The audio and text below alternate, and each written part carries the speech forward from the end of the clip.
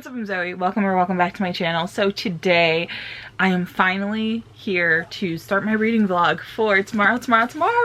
Ah! Highly talked about at the beginning of the year and like end of last year. I feel like everyone's year-end wrap-ups included this book. I don't know if it was featured in a book box or something that everyone ended up reading this for some reason, but like, hey, I had to get on the train. I was bored and decided to just peruse on Libby and check my holds, you know, as you do at 1 o'clock in the morning. There are 1,000 people waiting for tomorrow, and watch Libby give me both of these within the same week. Originally there for that tomorrow book, and now I finally have it. And now it's April and I finally have it. I am clearing all of my reading plans for this week and this is priority.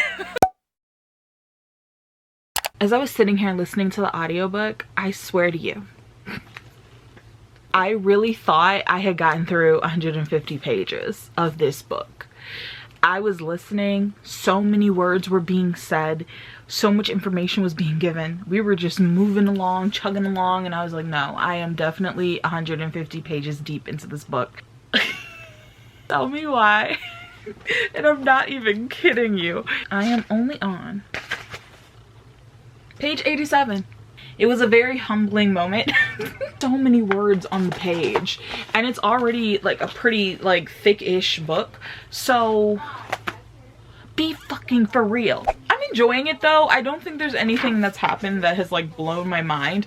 I had no idea what this story was about going into it, but apparently it is about two people who built a video game, and it kind of goes through how their lives keep like crossing over.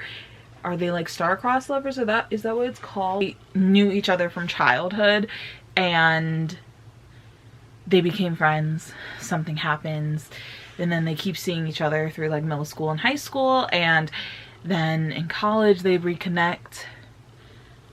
They make this game, and it kind of has a timeline where you're kind of seeing things from like, I guess, future perspective. I think I finally have gotten into now, but also you're getting flashbacks to the past. There's no clear distinction given to you though when you're going through these timelines. You're kind of just thrown right into it, especially when I'm listening to it in the audiobook. It's not very clear. I kind of had to figure it out as I go, which is probably the downside of listening to this in the audiobook. Fortunately, I'm going to have to stop doing my side-by-side annotating. I know, and I feel so horrible because like I was really like so pumped when I started this and I did these annotations because I was really excited I get to use my neon tabs. This is also something that has gone wrong in my planning for this. I decided to use my tabs for this book, which I haven't used these neon tabs in forever because I've been doing the aesthetic tabs that I love to do. As you know, if you've been here, you know. The stick on these is just not good. You see how they're all crooked. This is not how I operate. They will not stick to this thing, but I like to use this because I like the ruler. If I had known that, I would have never bothered taking these off of the little tab thing that they came on, because this is hell. They come off every single time I try and like annotate anything. I draw a line using the roller. Yeah, these just come right off. Stop annotating and just listen to the audiobook and see how far I can get in it, and hopefully I can get close to 50% because that would be incredibly motivating for the last final stretch of hours that I have the audiobook for. TikTok knows that I'm reading this book, so they keep pushing some of people's like reactions to it, or like people being like, let me convince you to read tomorrow, and a lot of people are like, this book wrecked me, and I'm just like, okay, I'm just kind of like going through the motions. I'm gonna be real, I'm not as excited about it as I was pre having the book, which is kind of disappointing, you know.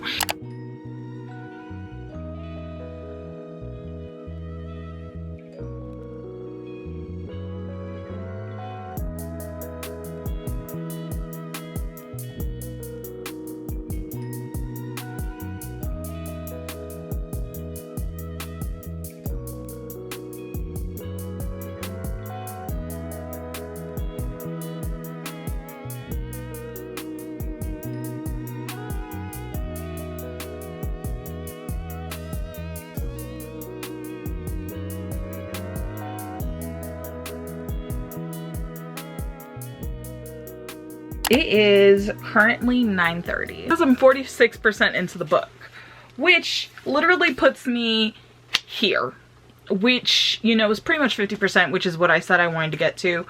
I think I left off here. So I read this much.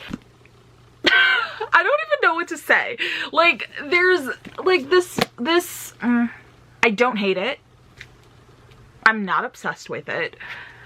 It's just like a story that's happening. I know that this is just like a stylistic preference, but I kind of feel like I would have loved this more if we could have just read it in timeline order.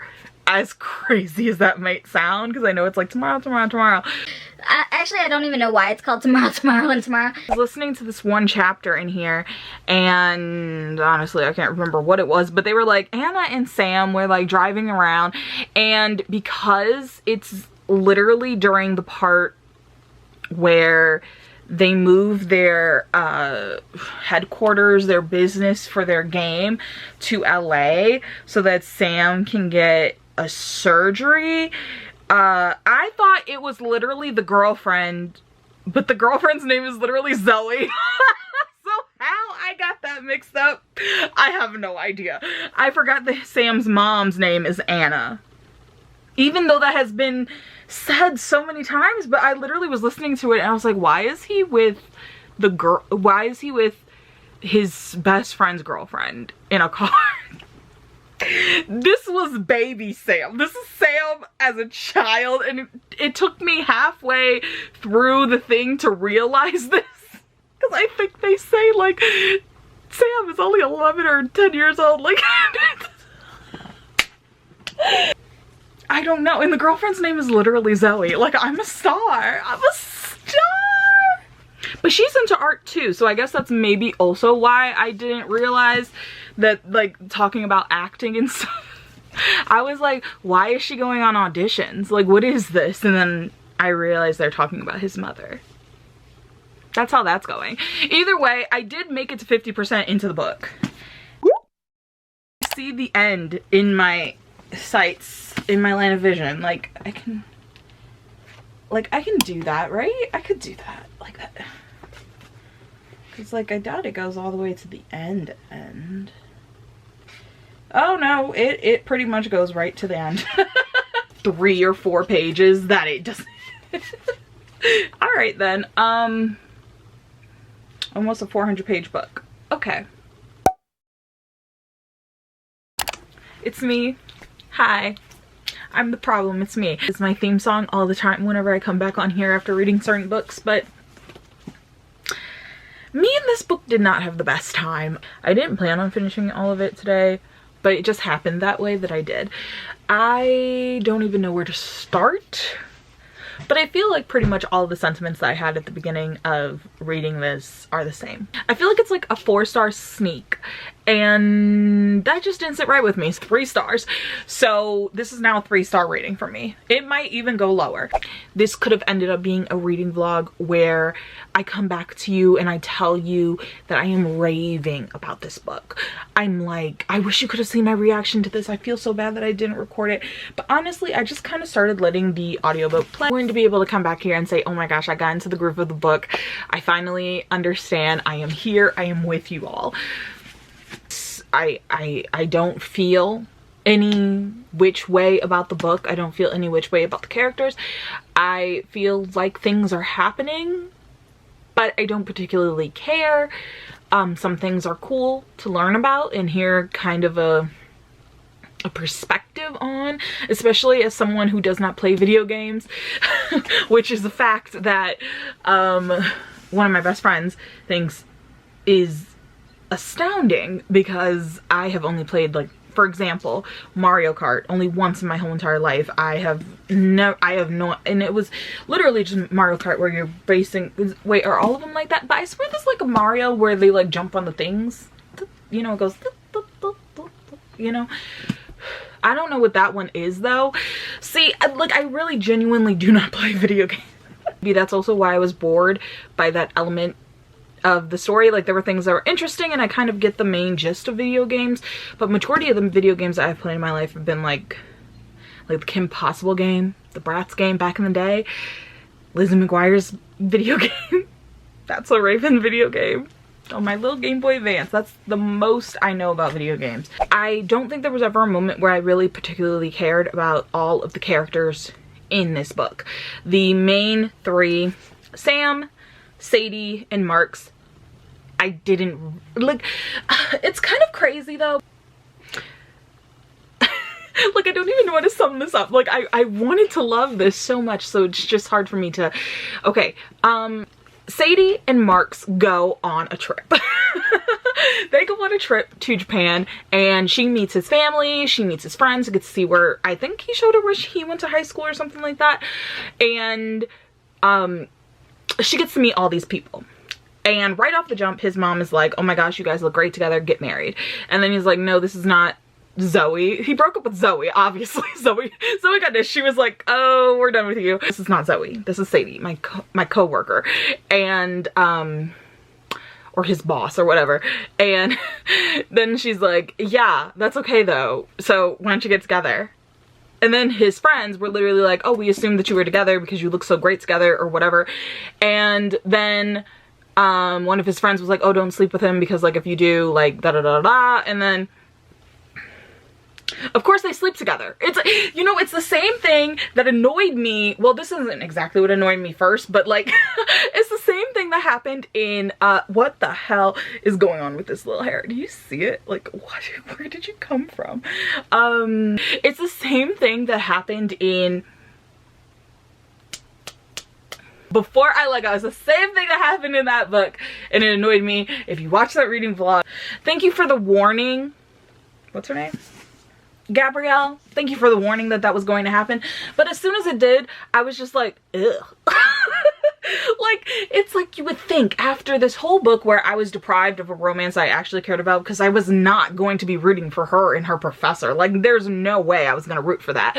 And so you would think after all of this time of being deprived of a proper romance or any type of love story, connection, development in this story, I would be so happy and ecstatic to finally have two people who are getting together and they're like, wow, this just makes sense. It's kind of like how in Friends, Chandler and Monica are together and they were like friends and then they got together, and when Rachel and Joey try and get together, they asked Chandler, hey, like, was this hard or awkward for you and Monica? And then he's like, no, it actually just felt right. It just felt like this is what we should have been doing this whole time.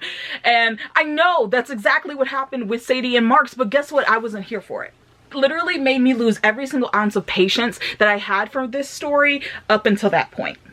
Literally. And actually I saw it coming when Zoe had Sadie and Mark's kiss during whatever that was, and they were like tripping on something, and I think that the reason that Zoe was crying was because she knew that those two would end up together, and so she knew her time with Marks was coming to an end, so she cried because that's a pairing that should happen. Like, they, like, you know, like she could see it, and I'm like, I should be rooting for this, but I really just don't give a shit. Like, I was just so, like, and I feel so bad because I feel like it's like this book, the point is not the romance aspect, but of course, trust me to lose complete interest in the book when it does give me romance. I sped up the book more. I started flipping through the pages because I was like, no, I'm getting through this motherfucker. It's taking too long. There are too many words on these freaking pages for me to be sitting here listening to all of this nonsense for the rest of this. And then there was that chapter where the people come into the gaming, the place, and it, like, okay, first of all, we have to deal with Sadie over here throwing up and being pregnant and all that, and I'm like, oh god. So like, I'm already annoyed. You know, I'm already annoyed there. Only so like and I know this is not the author's fault, but like, I was already annoyed. I was already annoyed. So then you put me into this chapter of the point of view of Marks as he is bleeding out and eventually dies, and he's like having, like, you know, those flashes before you die. Like, you know, they say you see your life flash before your eyes. I was exhausted by this book, honestly, and that chapter honestly just had me sitting here like, Why do this to me? Like, I'm sorry. This book was not for me. And I hate that it wasn't for me because I feel like it should have been for me. Like, my anticipation and hype for this movie, for this book, was so big, and the movie that I was playing in my head was so epic. It was an epic flick. Cinema, I'm telling you. But like, I just couldn't get myself to fully care about it. And I easily could have DNF'd this book. I thought about it a few times, but I was just like, no, I have to get to the end of this. I have to see this to the end. And I did. And it happened, and it's about 3 stars for me. I mean, I think the only thing that I really thought was so, you know, amazing, they continually found their ways back to each other, Sam and Sadie. They, you know, there was just no reason for those two to like ever cross paths again. Each time you think about it, you're like, no, there's no way. And then when they meet up in college, it's just kind of like, that's crazy. Like, that's crazy how that happened. And that moment, and you can kind of like feel that whatever between them. And just seeing how many times they went years without really properly talking to each other or seeing each other. And then how they would come back, and then it would be awkward for a second, but then they would get it right back. And seeing how that meeting in the subway and her giving him the game, how that came and repeated itself. It's like the game reset. And once again, even though you know what the end game is, even though you know what the goal is, whether you got there that time or not, and you might fail again at getting to that end goal, they were going to try again. Like, the end of the story literally ends with her giving him a game again and saying, you know what, contact me if you play it, if you like it. Like, am I supposed to assume the end game is going to be that this time around when they get back together and they start making games again, which is obviously they're going to make another game? It seems like we're supposed to assume that. Am I supposed to also assume this time that Sam and Sadie are going to find love with each other as well as with their game and like have a happy life together this time? Like, is that what I'm supposed to assume? Because like right before that they talked about like not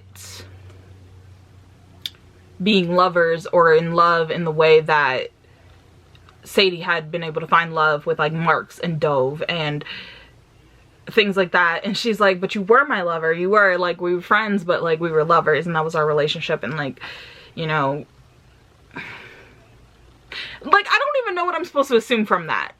I mean, I guess I do, kind of, but not really. Because I feel like I'm not supposed to assume that they fall in love. Like, I feel like I'm not supposed to assume that, because I don't think that the story was meant to be about romance. I think it's supposed to show that, like, there was actually a really great quote in here from Grandpa. Hang on.